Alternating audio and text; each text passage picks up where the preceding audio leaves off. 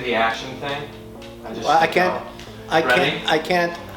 I can't do this without action. I'll say go. No, you gotta say action. Oh, I can't do it. You have Sorry. to. You have to say on action. The only person in my life that says that is Guy Distan. You need to say it. You need to. All right, ready? I will. Okay. All right, ready? Yeah. 1, 2, 3, action. Are you sure? Hey! Actually, you know what? Can I get you to turn around? I need a spin. Oh, yeah. Okay. Here we go. Say action. Action.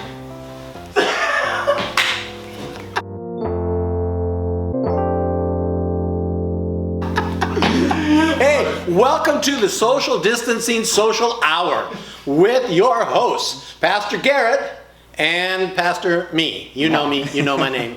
You don't need me to say it to you again, but just in case, Pastor Joe.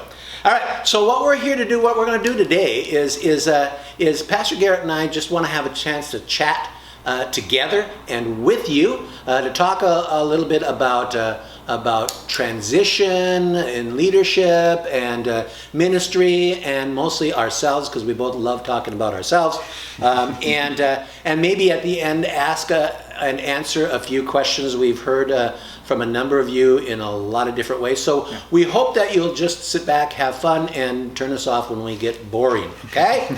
But we promise not to go too long with this. How you doing, Pastor Garrett? Pretty well. Pretty well? Yeah, pretty well. Right. We're moved into our house, which is a positive thing. But it's weird because we haven't gotten to meet very many people at this point. We're just kind of hunkering down and doing virtual ministry, which is real ministry, but through a virtual medium. Well, the truth is there are only 8 people in this congregation. Yeah. Okay. We just keep making them come to worship every Sunday over and over and over again until we hit the proper number. Pad the numbers. That's right, exactly. But it's actually only 8. Okay. So you've met most of them already. Yeah. My call committee. So essentially That's right. That's it. That's all we got. So, hey, would you give us a little update on your family status? Because I know that in your previous sermon you mentioned some concerns for little Paul, so I thought maybe you could let us know how that's going. Yeah, our little guy Paul, he's almost 3 months now, and I had shared in the sermon a little bit about there were concerns about potential neurological problems. But we got a good report from a pediatric ophthalmologist saying that that's most likely not the case. We were concerned about having like a fluid buildup on his brain that would have been kind of a lifelong issue, but she doesn't think that's the case. So I think you can somewhat chalk it up. We're first-time parents, and we're kind of like freaking out about everything. Yeah, but so, it's the way it is, isn't it? Yeah, we frequently think we killed the kids. So. Yeah. And then he just keeps bouncing back. Yeah, right. So, he's doing a lot better, and we're just excited to. Christy and Paul, they come out this week from Arizona, so it'll be fun to have them here and have the whole family in one place. So really, that'll be great. All right, well, that's good news.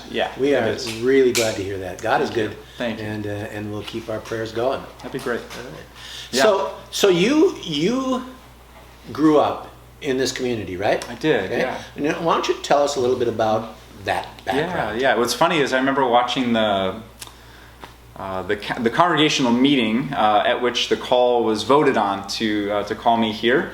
And I think in the call committee, Liz Mitchell shared that I went to Hart High School.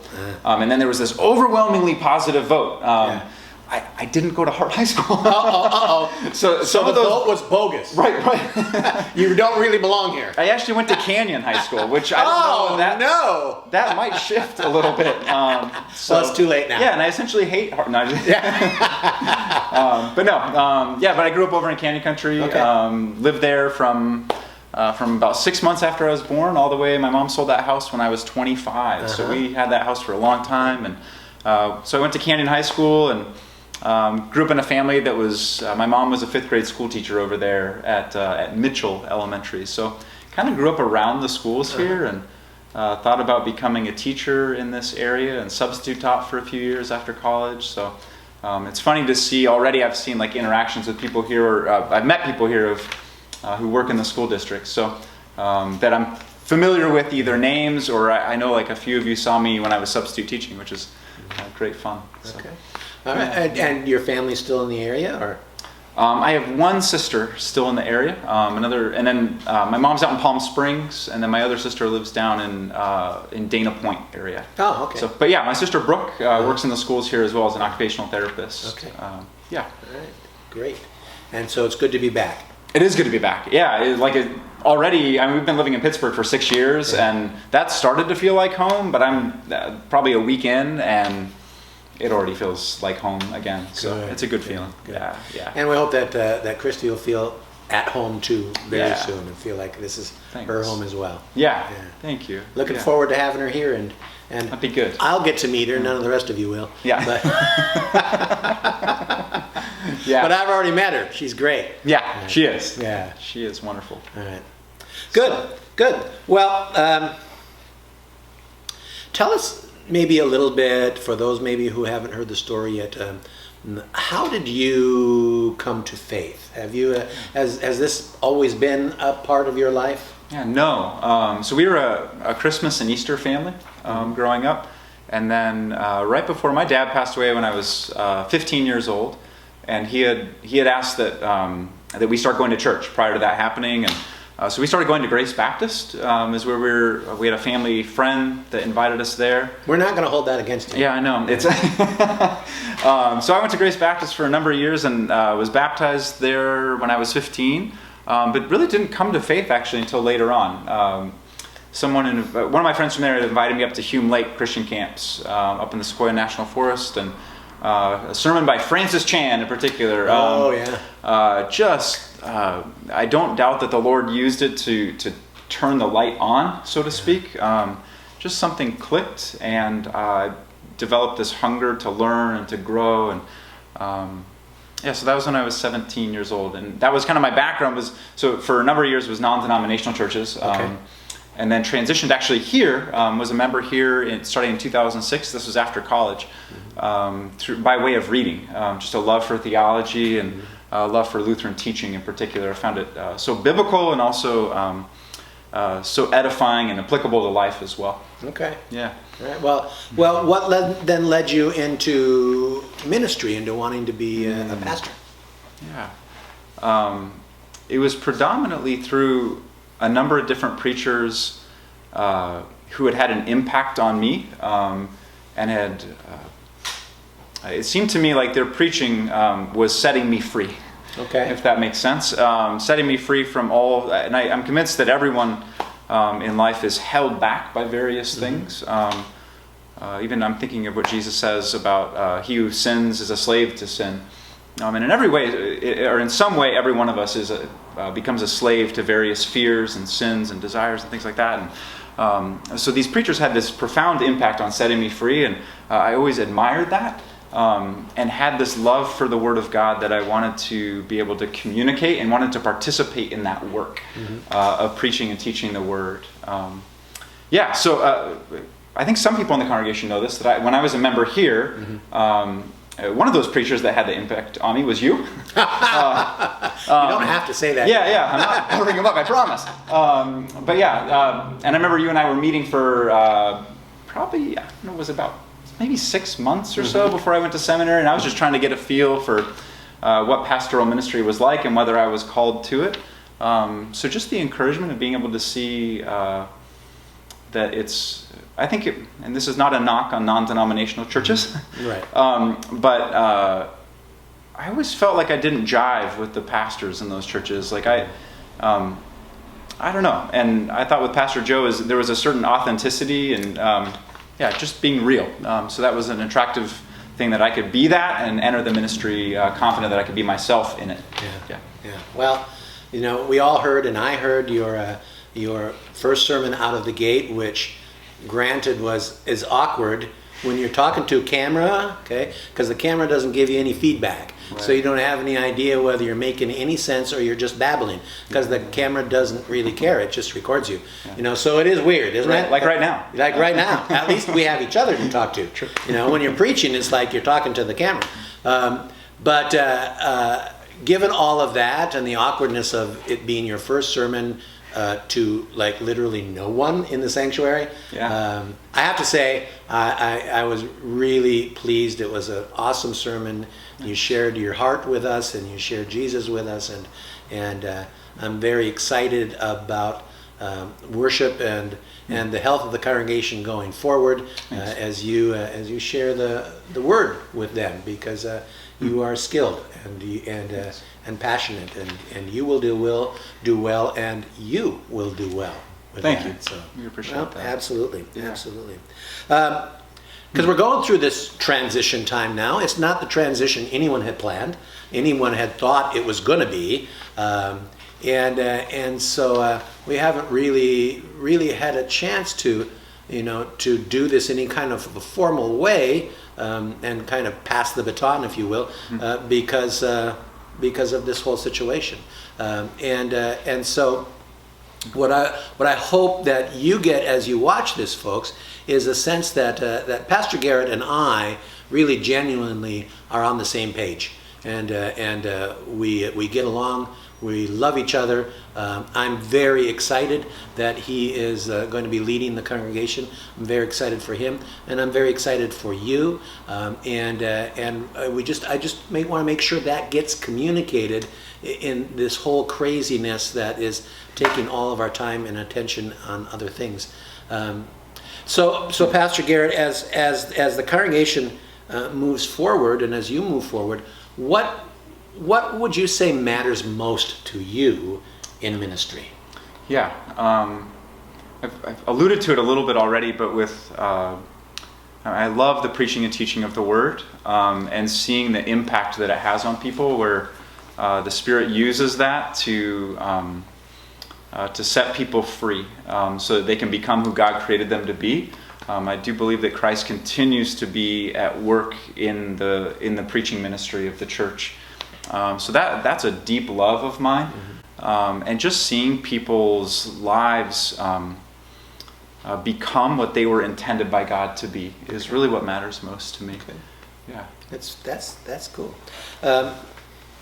I think if I can, something that in relation to that, and this is coming as, I don't know if I would have said this prior to being married and now having a child, but in that, seeing families flourish in the faith together is something that really matters to me, and I think increasingly it's difficult in our culture to have a flourishing family. There's technology is great in a lot of ways, but also can be detrimental to family life, and so kind of thinking about how the Word applies to our family life and seeing families flourish is something that also, in relation to that, really matters to me. Okay. Yeah, great.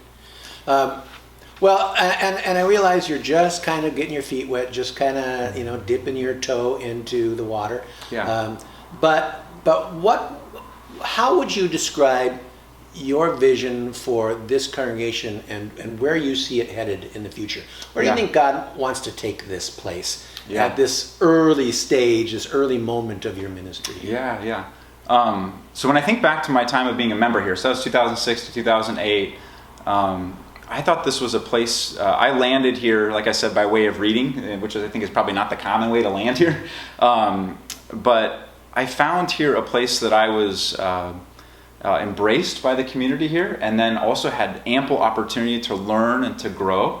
And I think this place is an incredible place to land. And I think there's such potential for more people to land here, and to discover what CLC is about, and to grow together with us. So I think as part of that is becoming increasingly external focused, and thinking about how do we do ministry in a way that we're constantly mindful of how it comes off to those who are outside of our community, our church community. Is something that I think there's the potential there, and I think if we think creatively about how we can do ministry to be externally focused, just so that more and more people come to know the Lord. Yeah. That's initial gut feeling. That is perfect. That's a great answer. I like hearing that answer.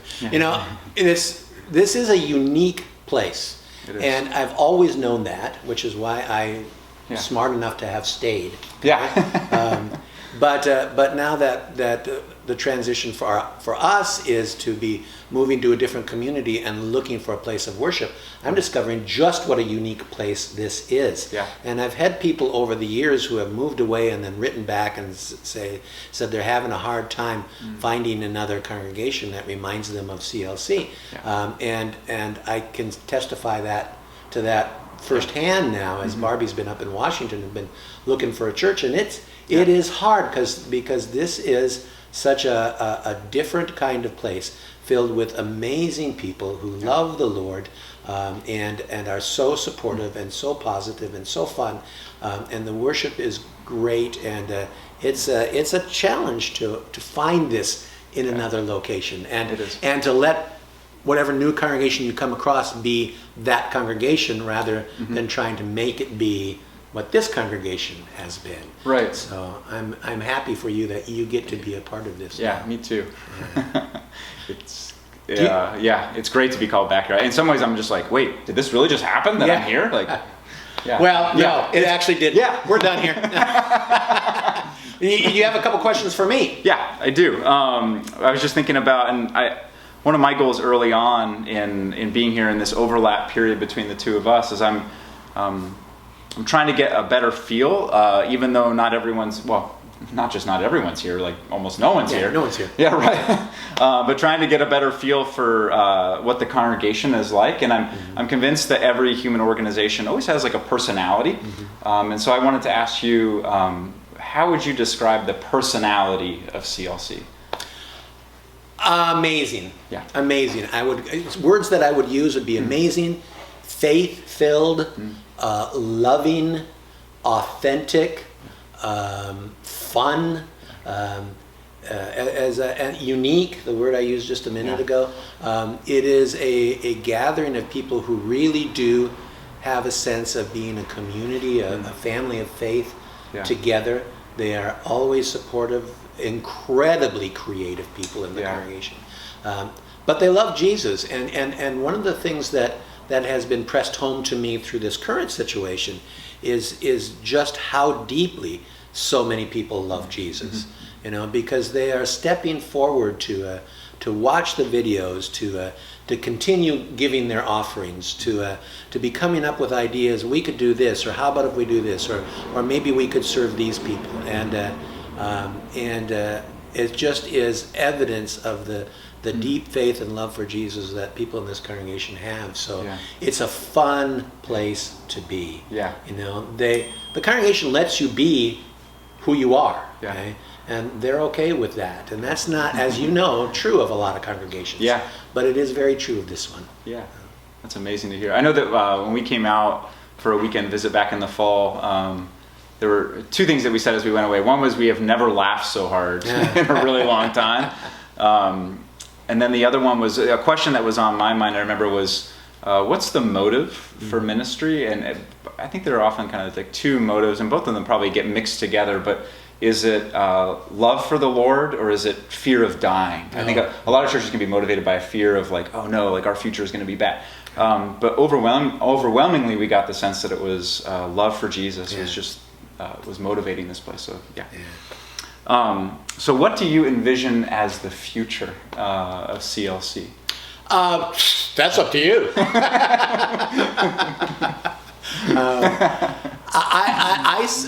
I think the congregation is well positioned to move forward in whatever direction God is calling it. I have tried to be careful over the last year not to handicap what I thought that direction should be, because I won't be here to lead that anymore. At first that was a faceless person, now it's you. And it's going to be what God wants it to be. I think it will continue to be a dynamic place. I think it will continue to be a place that wants to reach out, wants to serve people, wants to invite people in to a life-changing relationship with Jesus. And there's all sorts of different forms that can take. And I really believe that God will lead you and the council and the whole congregation in what shape that will be. So I don't know exactly what that is, Yeah. but I do know in my bones Yeah. that God has great things for this congregation yet, Yeah. and great things that He will do through you and through other leaders in the congregation to move it to where He wants it to be, and that's a great comfort for someone who is on his way to other places. Yeah, yeah. So I guess this is in relation. What would you? I don't know what to say. Like, how do you want to be remembered? It sounds like you're dying. Well, I don't have the virus yet. How do you? What do you want your legacy to be at CLC? I already. Yeah. Yeah, that's a tough question because I don't really want a legacy. Yeah. It's not my legacy because it's not my church and it's not my ministry. It never has been. It never has been. I've always believed that my main job was to work myself out of a job, and that this is the Lord's congregation. There's a reason that this congregation has the name it has, Christ Lutheran Church. Yeah. It's not Pastor Joe's Lutheran Church. It's not Pastor Garrett's Lutheran Church. It's Christ Lutheran Church. It belongs to him. Yeah. Always has, always will. And so if I'm going to be remembered, I guess that's what I would hope to be remembered for, that buildings come and go and programs come and go, but the word of the Lord remains forever. And so I just want this place to continue to be the Lord's church, speaking the Lord's word as it moves forward into the future. And if that happens, I couldn't be happy. You're pleased. I'm pleased, yeah. Cool. That's great. All right. Okay, well, this has been a great conversation, but let's take a little bit of housekeeping for a moment, just to answer a couple of questions that we've heard along the way and alert you to a couple of things. First of all, our worship schedule. We'll have our Palm Sunday, Passion Sunday worship coming up online on Sunday, and then the following Sunday will be Easter Sunday, and again at Sunday morning we'll have our online version of the Easter service. It's not going to be all the bells and whistles that you're used to because we can't have a bunch of people in one place. So it will still be rather simple, and simple is a good word. It's not a bad word. But we're going to celebrate the resurrection of the Lord on the 12th, and then on the 19th, the following Sunday, the Sunday after Easter, we'll post online another church service, and that will be my final farewell message to all of you. Okay, so that's what's coming up. Now, a couple of questions we've been asked numerous times, so I thought we'd address them right here. First is, can we do communion at home? Had that one asked a lot, and as you can tell, so far we have not done that, but there is a reason for that. There's theology behind that, and belief systems behind that, and practice behind that. And I want to defer to Pastor Garrett maybe to share a little bit of the theology with you at this time. Yeah. This is it's tricky theological water, tricky to explain, especially just without writing a huge dissertation about it, right? Which no one wants to hear right No now. one will read it. So. But the main thing, and you'll see quite a few churches are actually doing kind of a virtual communion, predominantly, but not exclusively, non-denominational and Baptist churches. But what we believe about communion being that Christ is truly present in the bread and wine, and that there's a certain physicality to it, to the gathering of the community physically in one place, and the true presence of Christ in particular. Not want to imply that communion is just a memorial meal. It is a memorial meal, but it's also the real presence of Christ. And so the gap in time and in space, where we're recording these on Wednesday nights, the services that is, and then also the space between it, doesn't really at this point allow us in good faith to move forward with a practice like that.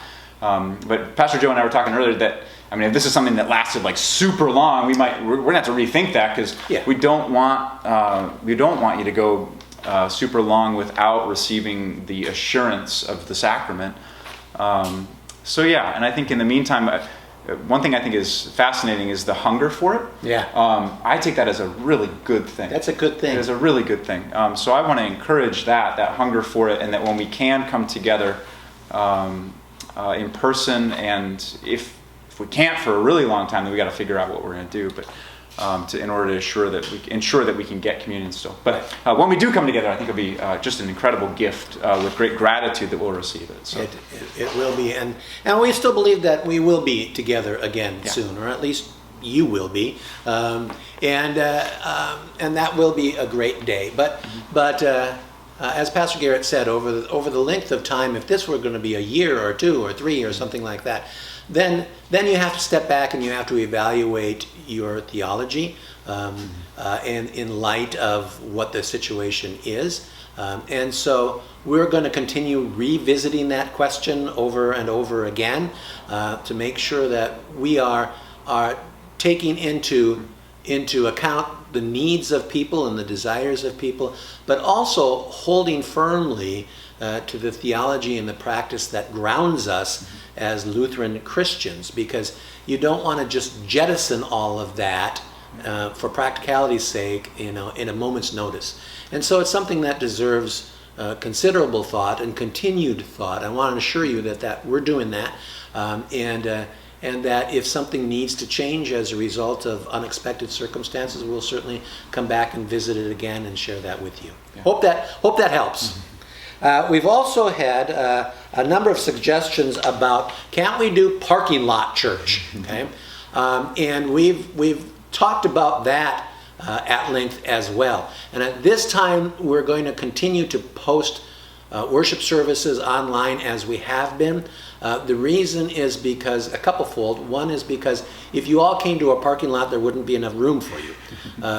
Secondly, it involves groups of people having to work together in order to accomplish it. We'd have to build a stage. We'd have to purchase equipment. We'd have to set that equipment up. We'd have to have somebody producing and directing the service. We'd have to have parking lot attendants. We'd have to have all sorts of people, and they couldn't all be socially distant. And so at this time, it doesn't seem practical for our congregation, given our circumstances and our context, to be able to do that. But again, as this goes on, we'll continue to visit that. A third question that we've had is, can we post the words, the lyrics, to the hymns that we're doing in our worship services? And the answer is, we're working on that. We hope that for this Sunday's service, we'll have a means to do that. If not, we will get to that point, okay?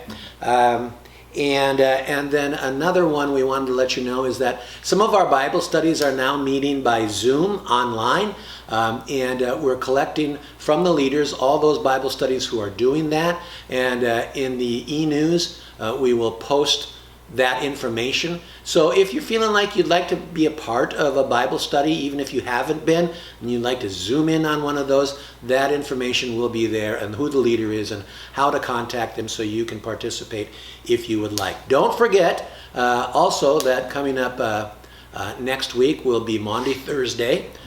So Palm Sunday this Sunday, then Maundy Thursday, a week from Thursday, and that will be a video of last year's Maundy Thursday drama. We'll post that online. And then the following night, Good Friday, there will be again a simple Good Friday service that we will post online as well. There is no Easter breakfast this year, unfortunately. However, you will receive information in the future about how you can continue to support our youth and their missions in the absence of the Easter breakfast. Have I covered everything, do you think? I think so. All right, this has gotten longer than I thought it was going to be, so there's probably nobody left watching by now. But in case you are, bye. Thank you, guys.